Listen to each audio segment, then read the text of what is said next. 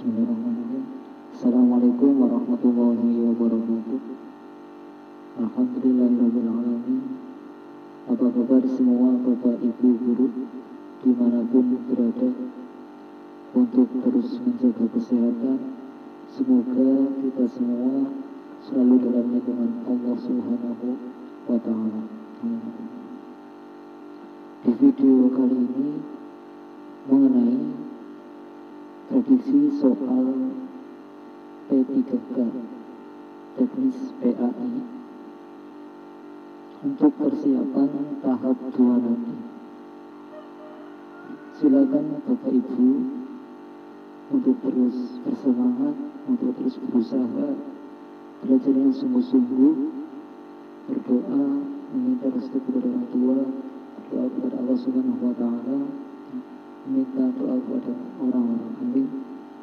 Semoga apa yang Bapak Ibu Guru inginkan, apa yang Bapak Ibu Guru usahakan, Allah Subhanahu wa Ta'ala mengabulkan. Amin. Karena P3K tahap 2 ini itu mulai tanggal 7 Desember 2021 di hari Selasa.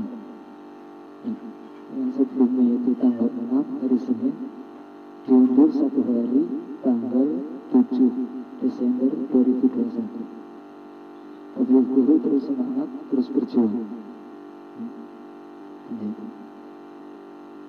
Dan jangan lupa untuk berdoa. Jadi untuk terus diawali dengan doa. Di kompetensi teknis PAI, pedagogik itu 30% dan SKB PAI 70%. Jadi Bapak Ibu Guru itu harus menarget untuk passing grade. Karena nilai passing grade sebelum diturunkan itu nilai SKB PAI 325 dan sekarang itu diturunkan, dan sekarang nilai passing grade-nya 275. Jadi Bapak Ibu harus bisa mencapai 275 di SKB PAI teknisnya.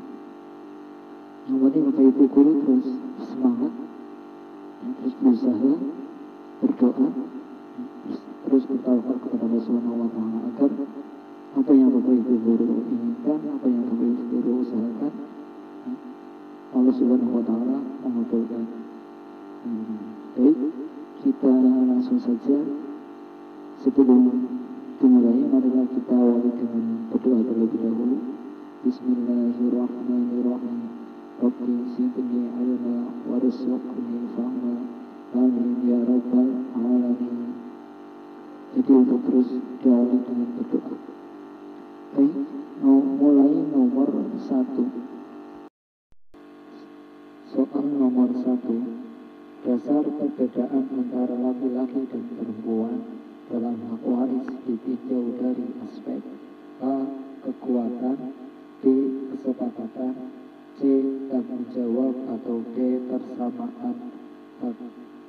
Silakan Bapak Ibu untuk memahami.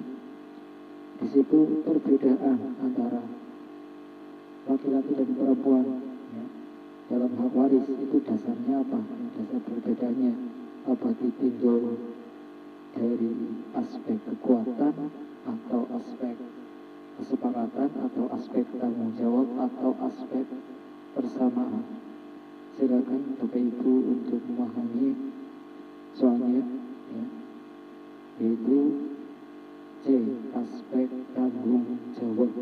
Karena laki-laki dan perempuan itu lebih besar tanggung jawabnya laki-laki daripada perempuan. Semoga bermanfaat. Baik, kita lanjut soal nomor 2. Kebutuhan dihargai serta cinta dan perasaan memiliki dalam teori kebutuhan Maslow masuk dalam ranah A. Kebutuhan sekunder, B. Kebutuhan pemenuhan diri, C. Kebutuhan dasar, atau D. Kebutuhan psikologis. Nah, di sini kebutuhan yang dihargai, rasa cinta dan perasaan memiliki. Itu menurut teori Maslow. Ya. Nah, dalam teori kebutuhan Maslow masuk dalam ranah apa? Apa kebutuhan sekunder atau kebutuhan pemenuhan diri, apa kebutuhan dasar atau kebutuhan psikologis. Silakan Bapak Ibu untuk memahami ya, dari soal tersebut ya, dari maksudnya dari kata kuncinya yaitu dalam teori kebutuhan Maslow itu dalam ranah apa? Seperti itu. Silakan Bapak Ibu untuk memahami. Jadi jawabannya adalah kebutuhan psikologis. Ya. Seperti itu. Semoga bermanfaat dan semoga keluar di tes tahap 2 nanti. Karena tes tahap 2 mulai tanggal 7 Desember 2021. Semoga bermanfaat dan semoga keluar. Baik, kita lanjut soal nomor 3. Fenomena-fenomena yang diciptakan oleh Allah Subhanahu wa Ta'ala banyak sekali dan bermacam-macam bentuk. Maka menjadi bukti bahwa Allah Subhanahu wa Ta'ala memiliki sifat di dalam Asmaul Husna, yaitu di sini silakan Bapak Ibu untuk memahami ya, pastinya sudah paham ya nama-nama Asmaul Husna beserta artinya. Nah, semoga soal ini keluar di tahap 2 nanti. Jadi fenomena yang diciptakan oleh Allah Subhanahu wa Ta'ala ya, banyak sekali ya. Itu bahwasanya Allah Subhanahu wa Ta'ala memiliki sifat apa? Yaitu C, Al-Aziz.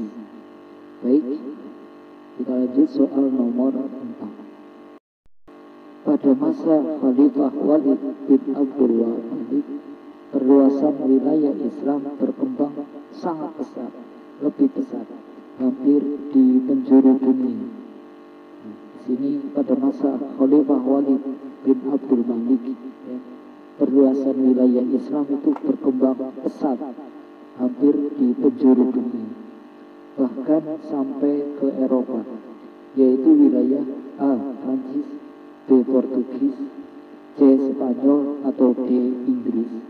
Silakan Bapak Ibu untuk memahami, menghafal, mengingat. Ya.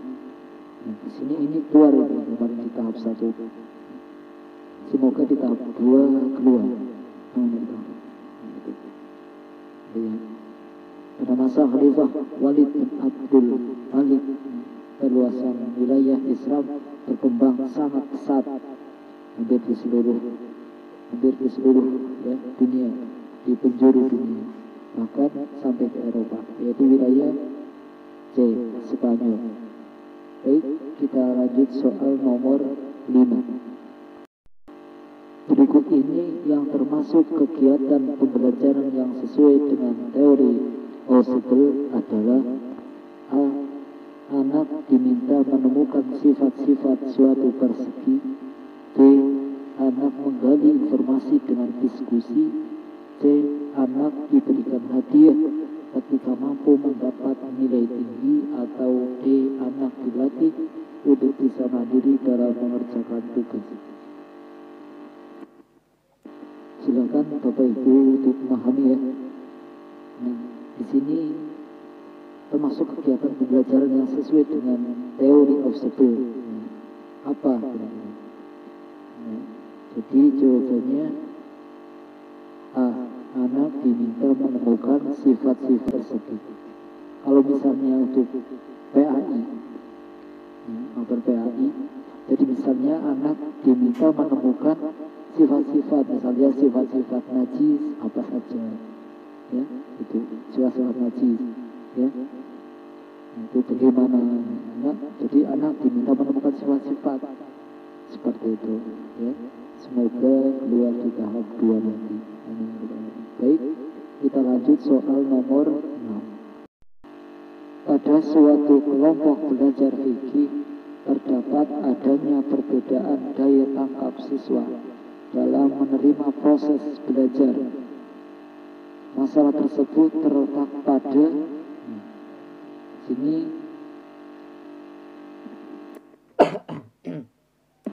ada adanya perbedaan daya tangkap siswa dalam menerima proses belajar. Masalah tersebut terletak pada apa? A. Aktivitas belajar yang rendah. B. Motivasi belajar siswa rendah. C.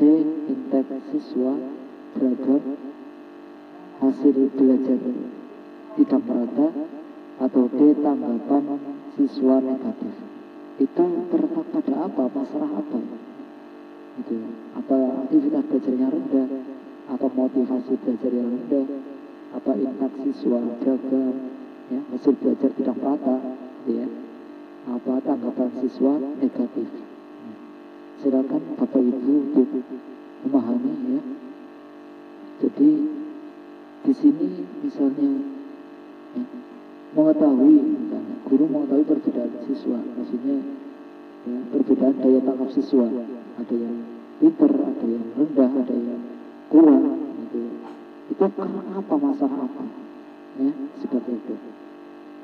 Masalah tersebut terletak pada intake siswa beragam, hasil belajar tidak merata, seperti itu. Jadi jawabannya C. Ya. Semoga bermanfaat dan semoga keluar di tahap D nanti. Baik, kita lanjut soal nomor 7. Salah satu prinsip observasi berdasarkan Hopkins, yaitu perencanaan bersama. Perencanaan bersama yang bertujuan untuk membangun satu, kesamaan persepsi antara guru dan sobat sejawat. Dua, membangun hukum saling percaya antara pihak-pihak yang terlibat. Tiga, membangun hukum main antara pihak-pihak yang terlibat. Di perencanaan bersama yang bertujuan untuk membangun, jadi A 1 dan 2, B 1 dan 3, C 1, yang C 2 dan 3, atau D 1, 2 dan 3. Silakan Bapak Ibu guru untuk memahami. Jadi salah satu prinsip observasi berdasarkan Hopkins ya, yaitu perencanaan bersama. Di sini ada 3, ya, di sini ada 3. Apa 1 dan 2, atau 1 dan 3, atau 2 dan 3, atau 1, 2 dan 3. Silakan, ini di kata kuncinya prinsip observasi berdasarkan Hopkins. Ya, jadi jawabannya D 1, 2 dan 3 semua betul semua. Ya, seperti itu. Semoga bermanfaat. Semoga keluar di tahap nanti. Karena tabel sudah menghitung hari lagi ya. Sekarang Minggu, Senin, ya, Selasanya itu dimulai tanggal 7. Karena diburu 1 hari. Seperti itu. Baik, kita lanjut soal nomor 8. Musyawarah adalah kegiatan ekonomi yang melibatkan 2 orang atau lebih dalam urusan A. Pelayanan jasa angkut, B. Perawatan kebun, C. Pengerjaan bangunan, atau D. Perdagangan barang-barang konsumtif. Nah, di sini di soal ini membahas tentang musyawarah. Itu kegiatan ekonomi melibatkan 2 orang atau lebih dalam urusan apa kalau musyawarah? Apa dalam urusan pelayanan jasa angkut, atau perawatan kebun, atau pengerjaan bangunan, atau perdagangan barang-barang konsumtif. Silakan Bapak Ibu guru untuk memahami. Ya, di situ kata kuncinya itu musyawarah. Ya, melibatkan 2 orang atau lebih dalam urusan apa? Seperti apa pelayanan. Ya, di situ. Jadi jawabannya D. Perawatan kebun. Ya, di situ. Semoga bermanfaat, semoga keluar di tes tahap 2 nanti. Baik, kita lanjut soal nomor 9. Ada seorang dokter umum bekerja sama dengan dokter lainnya untuk menyehatkan masyarakat dengan rumah sakit. Keuntungan dan kerugian sesuai akad perjanjian disebut A. Musyawarah, B. Sirkainan, C. Muhabaroh, atau D. Musakoh. Silakan Bapak Ibu untuk memahami. Jadi ada dokter bekerja sama dengan dokter lain untuk menyehatkan masyarakat dan rumah sakit dengan rumah sakit. Keuntungan dan kerugiannya itu sesuai dengan akad perjanjian, sesuai dengan dua belah pihak itu. Itu namanya apa? Apa musyawarah, apa sirkainan, atau muhabaroh, apa musakoh. Silakan Bapak Ibu untuk memahami, untuk diingat. Ya, jawabannya adalah B. Sirkainan. Semoga keluar, semoga bermanfaat. Baik, kita lanjut soal nomor 10. Di dalam perserikatan terdapat musyawarah untuk menentukan AD atau ART yang disepakati antara mereka. Hal tersebut termasuk rukun syirkah yang disebut, ini syirkah apa? Ya. A. Adanya orang yang berserikat, B. Adanya modal, C. Adanya keseragaman, atau D. sihwat. Silakan Bapak Ibu untuk memahami. Ya. Dalam perserikatan terdapat musyawarah untuk menentukan AD atau ART. Nah, di situ ya, perserikatan terdapat musyawarah ya, untuk menentukan AD atau ART. Lalu disepakati antara mereka. Ya. Itu termasuk syirkah apa? Termasuk rukun syirkah apa? Ya. Termasuk rukun syirkah yang disebut apa? Ya. Syirkah apa? Apa adanya orang yang berserikat, apa adanya modal, adanya keseragaman, atau sihwat. Silakan Bapak Ibu guru untuk memahami lebih dalam ya, untuk lebih mengingat, ya, menghafal ya, itu. Semoga keluar di tes tahap 2 nanti. Jadi nomor 10 jawabannya D. Sihwat. Jadi sihwat itu perserikatan terhadap ya masyarakat untuk menentukan AD atau ART. Nah, di situ kata kuncinya, kata kunci sihwat yaitu menentukan AD atau ART yang disepakati antara mereka. Jadi yang disepakati, yang sudah disepakati itu namanya sihwat, gitu ya. Seperti itu. Semoga keluar di tahap 2 nanti dan semoga bermanfaat. Yang penting terus semangat, terus berjuang, terus belajar, terus berikhtiar, berdoa, minta restu kepada orang tua, ya, berdoa, minta doa kepada orang alim, ya, itu terus berikhtiar, tawakal kepada Allah Subhanahu Wa Taala, ya, dengan bertawakal, dengan berdoa, dengan bersungguh-sungguh, ya. Semoga Allah Subhanahu Wa Taala mengabulkan. Karena SPT3K itu mulai tanggal 7 Desember. Silakan Bapak Ibu guru untuk lebih semangat belajar. Yang penting Bapak Ibu guru semangat terus berjuang. Alhamdulillahirrahmanirrahim. Demikian ini 10 soal ya, 10 tradisi soal P3K teknis PAI ya, untuk persiapan seleksi tahap 2 nanti. Semoga bermanfaat dan semoga keluar di tes nanti ya. Amin ya rabbal alamin.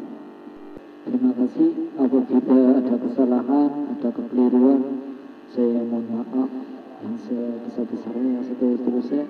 Wabillahi taufiq wal hidayah. Wassalamualaikum warahmatullahi wabarakatuh.